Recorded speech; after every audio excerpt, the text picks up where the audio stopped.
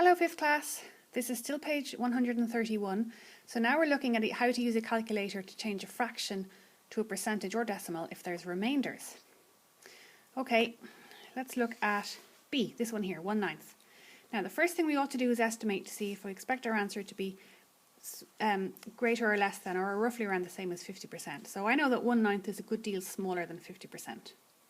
Now if I was doing this on paper, I would divide my 9 into my 1, and look, I get this 0.1111. I think if I kept going, it would keep happening. Anyway, I know that that would be 11.11%, and the 1 could keep going. So let's check on the calculator.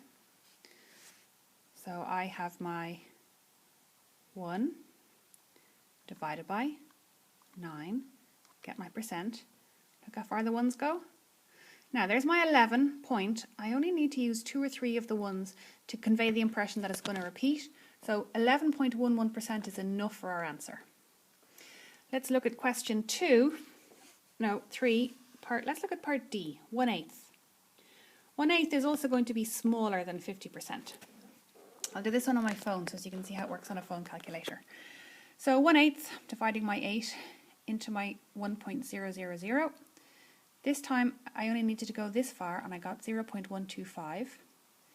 That would be 12.5%. Sometimes we hear it or see it written as 12.5%. So let's check on the calculator. So I've got 1/8, so this time I've got 1